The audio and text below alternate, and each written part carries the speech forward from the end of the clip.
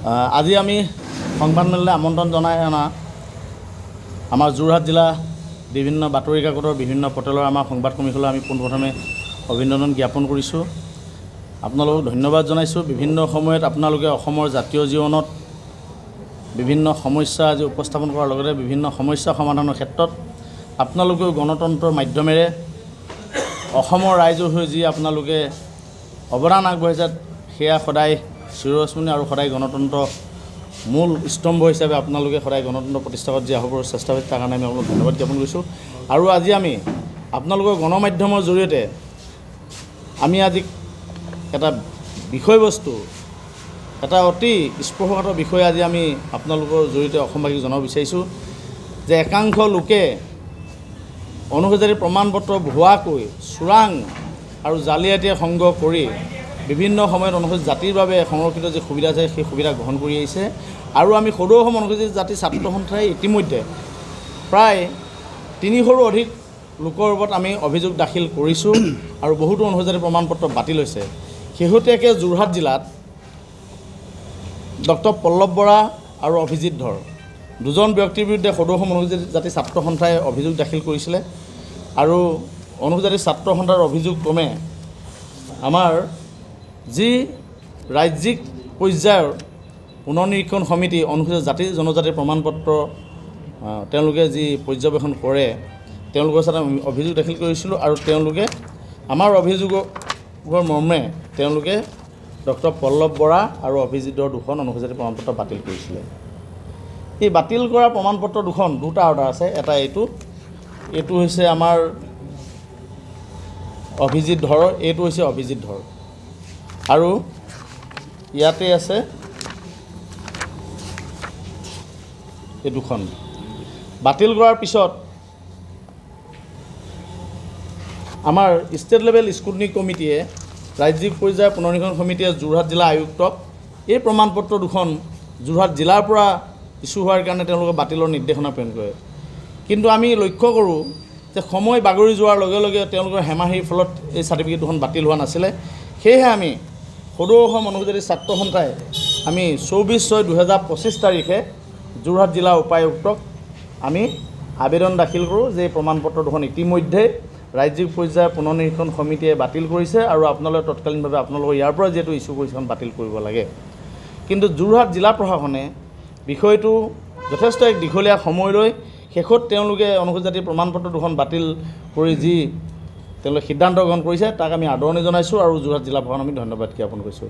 এই ক্ষেত্ৰত যোৰহাট জিলা জাতি পৰিষদৰ যি বিষয়ববীয়াই বিষয়টো সহযোগ কৰিছে তেওঁলোকক আমি ধন্যবাদ জ্ঞাপন কৰিছোঁ।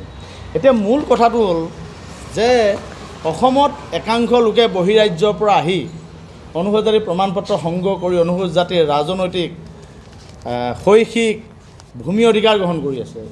ইয়াতেই স্পষ্টৰূপে এই কথাবিলাক উল্লেখ আছে যে এজন মানুহে যদি ভুৱাকৈ অনুসূচিত জাতিৰ প্ৰমাণপত্ৰ লয় তেওঁলোকৰ ওপৰত জিলা আয়ুক্তই কি ব্যৱস্থা কৰিব। ইয়াতে লিখা আছে পেনেল, এইটো হৈছে 9 নম্বৰ।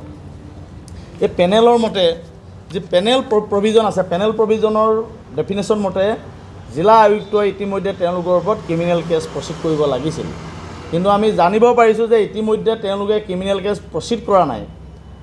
তেওঁলোকে ক্ৰিমিনেল কেছ প্ৰচিড কৰাৰ বিপৰীতে তেওঁলোকে যে সংবাদমেল পাতি বিষয়টো ৰৌজাল বৌজাল কৰি আছে আৰু ৰৌজাল বৌজাল কৰি তেওঁলোকে অপৰাধীক খাৰিজৰ সুৰুঙা প্ৰদান কৰি আছে। কাৰণ অপৰাধীয়ে ইতিমধ্যে তেওঁলোকে অনুসূচিত জাতিৰ প্ৰমাণপত্ৰ বাতিল কৰাৰ বিৰুদ্ধে তেওঁলোকে উচ্চ ন্যায়ালয়ৰ দ্বাৰস্থ হৈছে।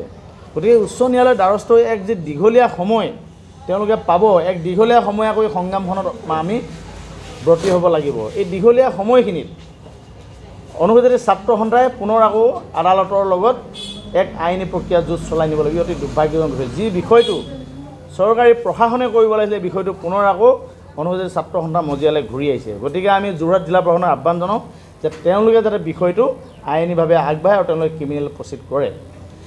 এতিয়া মই এইখিনিতে আৰু এটা কথা উল্লেখ কৰিব বিচাৰিছোঁ আপোনালোকক যে 1950 চনৰ পৰা 1974 চনলৈকে অনুসূচিত জাতিৰ প্ৰমাণপত্ৰৰ ক্ষেত্ৰত যিবিলাক আইন প্ৰণয়ন আছে এইবিলাক আছে, আইন প্ৰণয়নবিলাক আছে।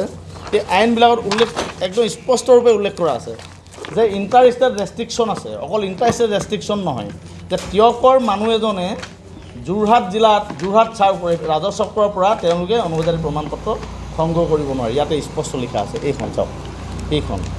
এতিয়া কথা হ'ল, য'ত যোৰহাট জিলাত তিয়কৰ ৰাজচক্ৰৰ অন্তৰ্গত এজন ব্যক্তিয়ে 1950 চনৰ আগত যদি তেওঁ তাত আছে, 1950 চনৰ পিছত যদি কোনোবা ব্যক্তি যে যোৰহাট তিয়কৰ পৰা যোৰহাট টাউনত ঘৰ কৰিছে, তেওঁ অনুপজাতি প্ৰমাণ পত্ৰ পোৱাৰ হাতত ৰেষ্ট্ৰিকশ্যন আছে, তেনেহ'লে সুদূ বিহাৰৰ পৰা, পশ্চিমবংগৰ পৰা, উৰিষ্যাৰ পৰা আহি কেনেকৈ অনুপজাতি প্ৰমাণ পত্ৰ তেওঁলোকে সংগ্ৰহ কৰিছে। কেইবাখনো অনুপজাতি প্ৰমাণ পত্ৰ বাতিল কৰিছে, আপোনালোকক দেখাব পাৰোঁ।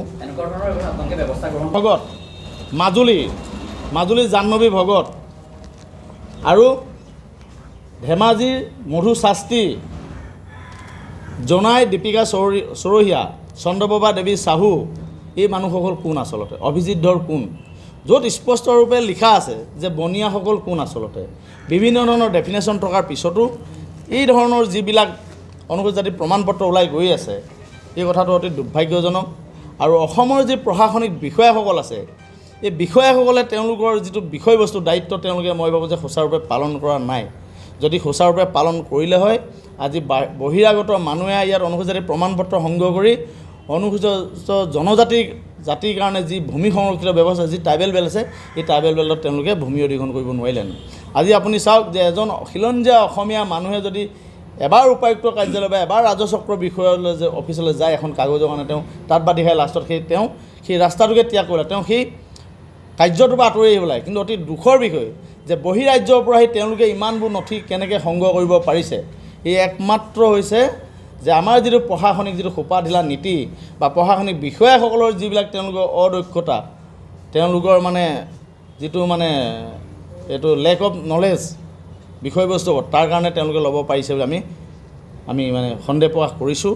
আৰু তেওঁলোকৰ যথেষ্ট সুৰুঙা থকাৰ কাৰণে আজি লৈছে। বহুত লাখ লাখ চাৰ্টিফিকেট আছে। আমি পৰৱৰ্তী পৰ্যায়ত আপোনালোকক দেখাম একাধিক্ৰমে যে কিমান বিহাৰী মানুহে অসমত অনুপজাতি প্ৰমাণ পত্ৰ সংগ্ৰহ কৰি ডক্টৰ, ইঞ্জিনিয়াৰ, বেংক বিষয়া হৈ আছে। আমি আপোনালোকক জনাম কিমান বিহাৰী সম্প্ৰদায়ৰ মানুহে অনুপজাতি প্ৰমাণ পত্ৰৰ জৰিয়তে খিলঞ্জীয়া মানুহৰ কাৰণে সংৰক্ষিত থকা জৱাহৰ নৱোদয় বিদ্যালয়ত তেওঁলোকে নামভৰ্তি কৰি শিক্ষা গ্ৰহণ কৰি প্ৰকৃত খিলঞ্জীয়া লোকসকলক তেওঁলোকে বঞ্চিত কৰি আছে। আৰু এই অসমৰ যি অৰ্থনৈতিক ব্যৱস্থা, যি সামাজিক ব্যৱস্থা আগুৱাই যোৱাৰ ক্ষেত্ৰত অনুপজাতি সংৰক্ষণ ব্যৱস্থাও এক বিশেষ ভূমিকা গ্ৰহণ কৰে। গতিকে অসমখন অৰ্থনৈতিকভাৱে, শৈক্ষিকভাৱে, সামাজিকভাৱে আগুৱাই যোৱাত বাধা প্ৰদান কৰিছে একমাত্ৰ এই প্ৰশাসনিক বিষয়াসকল বুলি আমি ক'ব খোজোঁ। কিয়নো প্ৰশাসনিক বিষয়াসকলে যদি আজি প্ৰকৃত মানুহক যদি এই অধিকাৰসমূহ প্ৰদান কৰিলেহেঁতেন, তেনেহ'লে অসমৰ সামাজিক ব্যৱস্থা, শৈক্ষিক ব্যৱস্থা, অৰ্থনৈতিক বুনিয়াদ গঢ় লৈ উঠিলেহেঁতেন। আজি অতি দুৰ্ভাগ্যৰ বিষয় যে বহিৰাজ্যৰ পৰা আহি অসমতে থাকি এক আড়ম্বৰপূৰ্ণ জীৱন যাপন কৰি তেওঁলোকে অনুপজাতি প্ৰমাণ পত্ৰৰ জৰিয়তে তেওঁলোকে কিন্তু বিভিন্ন ধৰণৰ নিকায় নিগমৰ নিযুক্তি তেওঁলোকে অধ্যয়ন কৰাৰ সুবিধা তেওঁলোকে লাভ কৰিছে। গতিকে মই আজি সংবাদমেলত এই কথাখিনিকে ক'লোঁ। শেহতীয়াকৈ মই আৰু এটা কথা সংযোগ কৰিব বিচাৰিছোঁ যে আমি দেখিছোঁ অলপ দিনৰ পৰা যে সদৌ অসম অনুপজাতি ছাত্ৰ সন্থাই কাৰ্যব্যৱস্থা গ্ৰহণ কৰা, পদক্ষেপ গ্ৰহণ কৰা আৰু অনুপজাতি প্ৰমাণ পত্ৰ বাতিল কৰা, কিছুমান অনুপজাতি প্ৰমাণ পত্ৰ তেওঁলোকৰ যি সিদ্ধান্ত বা সময়ে সময়ে যিবোৰ সিদ্ধান্ত হৈ আছে বা অনুপজাতি প্ৰমাণ বাতিল হৈ আছে, অনুপজাতি বাতিল হোৱাৰ প্ৰমাণ পত্ৰসমূহ তেওঁলোকে পদক্ষেপ গ্ৰহণ কৰা বুলি ভুল তথ্য প্ৰকাশ কৰি তেওঁলোকে নিজকে জাহিৰ কৰি তেওঁলোকে এইটো এটা বিকল্প এটা তেওঁলোকে নিজৰ ইচ্ছা আৰু তেওঁলোকৰ অভিসন্ধি পূৰণৰ ন্যস্ত স্বাৰ্থ পূৰণৰ কাৰণে তেওঁলোকে কিছুমান কাম কৰি আছে, আমি দেখিব পাইছোঁ। গতিকে তেওঁলোকে আহ্বান জনাইছে যে নকৰিবলৈ। তেওঁলোকে নিজেও অনুপজাতি যুৱক হিচাপে তেওঁলোকে ভুৱা অনুপজাতি লোকসকলৰ বিৰুদ্ধে ব্যৱস্থা গ্ৰহণ কৰক। কিন্তু সদৌ অসম অনুপজাতি ছাত্ৰ সন্থাই কৰা কাৰ্যক তেওঁলোকে নিজৰ নাম জাহিৰ কৰি তেওঁলোকে নিজৰ অভিশিষ্ট সিদ্ধি কৰিবৰ কাৰণে যাতে ব্যৱহাৰ নকৰে, তাৰ কাৰণে আমি তেওঁলোকক সকীয়াই দিছোঁ। আৰু তেওঁলোকে মধু শাস্ত্ৰীৰ নামটো সময়ে সময়ে লৈ আছে। আমি দেখা পাইছোঁ যে মধু শাস্ত্ৰী হৈছে ধেমাজি জিলাৰ ধেমাজি মহাবিদ্যালয়ৰ উদ্ভিদ বিজ্ঞান বিভাগৰ এজন প্ৰবক্তা। তেওঁৰ বিৰুদ্ধে সদৌ অসম অনুপজাতি ছাত্ৰ সন্থাই বিভিন্ন সময়ত কাৰ্যব্যৱস্থা গ্ৰহণ কৰি আহিছে। মই আপোনালোকক দেখাইছোঁ সেই সময়ত জিলা উপায়ুক্তক দাখিল কৰা কাগজ আছে। সময়ে সময়ে আমি থানাত এফআইআৰ দিছোঁ। এইবিলাক চাৰ্টিফাইড কপি, এইবিলাক আমি তেওঁলোকৰ বিৰুদ্ধে আইনী প্ৰক্ৰিয়া লৈছোঁ। তেওঁলোকৰ বিৰুদ্ধে আইনগত ব্যৱস্থা গ্ৰহণ কৰা হৈছে। ইতিমধ্যে আমি 9-10 বছৰ কেছ খেলিছোঁ সদৌ অসম অনুপজাতি ছাত্ৰ সন্থাই। আৰু আমি জিলা উপায়ুক্তকো এই বিষয়টো জনাইছোঁ। এইবোৰ কেছৰ সমন দেখিছে আপোনালোকে। আৰু আমি দেখাম যে ধেমাজি জিলা উপায়ুক্তই এই বিষয়টো WPDলৈ প্ৰেৰণ কৰিছে, তেওঁলোকে সিদ্ধান্ত ল'ব নোৱাৰি সদৌ সমষ্টিৰ ছাত্ৰ সন্থাৰ যি অভিযোগৰ মৰ্মে এইটো আমি দেখাই দিছোঁ। আৰু আমি দেখাই দিছোঁ যে অনুসূচিত ছাত্ৰ সন্থাৰ অভিযোগ মৰ্মে তেওঁলোকে এইবিলাক হৈছে ৰিচিভৰ কপি, ডিপাৰ্টমেণ্টে ৰিচিভ কৰিছে। গতিকে যিসকল যুৱকে নিজকে জাহিৰ কৰি আছে, তেওঁলোকে ভুৱাকৈ তেওঁলোকে নাম কমাব বিচাৰি আছে, তেওঁলোকৰ অভিসন্ধি পূৰণৰ কাৰণে যি তেওঁলোকে চেষ্টা কৰিছে, এই চেষ্টা ব্যৰ্থ হ'ব। আৰু এনেধৰণৰ ভিডিঅ' লৈ তেওঁলোকে বিভিন্ন পক্ষৰ ওচৰত কাষ চাপিব বিচাৰে। গতিকে আমি জনাই দিব বিচাৰিছোঁ যে তেওঁলোকে কোনো ধৰণৰ অনুসূচিত জাতিৰ প্ৰমাণ পত্ৰ আজিলৈকে বাতিল কৰা নাই আৰু তেওঁলোকে কোনো ব্যৱস্থা নাই। আনকি আজি পৰ্যন্ত সদৌ অনুসূচিত ছাত্ৰ সন্থাই এই প্ৰমাণ পত্ৰসমূহ বাতিল হোৱাৰ পিছতো ইতিমধ্যে এক আইনী প্ৰক্ৰিয়া চলাই আছে। গতিকে অসমৰ অনুসূচিত জাতিৰ সৰ্বসাধাৰণ ৰাইজক এই বিষয়ত সজাগ থাকিবলৈ আহ্বান জনাইছোঁ। আৰু অনুসূচিত জাতিৰ যিসকল বুদ্ধিজীৱী বিশিষ্ট ব্যক্তি আছে, তেওঁলোকক আমি সদৌ অনুসূচিত ছাত্ৰ সন্থাৰ পৰামৰ্শ আগবঢ়াবলৈ আৰু আইনী যুঁজ আগবঢ়াই নিয়াৰ কাৰণে আমি তেওঁলোকৰ পৰা দিহা পৰামৰ্শ কামনা কৰিলোঁ। ধন্যবাদ। যিকোনো খবৰ বিজ্ঞাপনৰ বাবে যোগাযোগ কৰক 7896121996।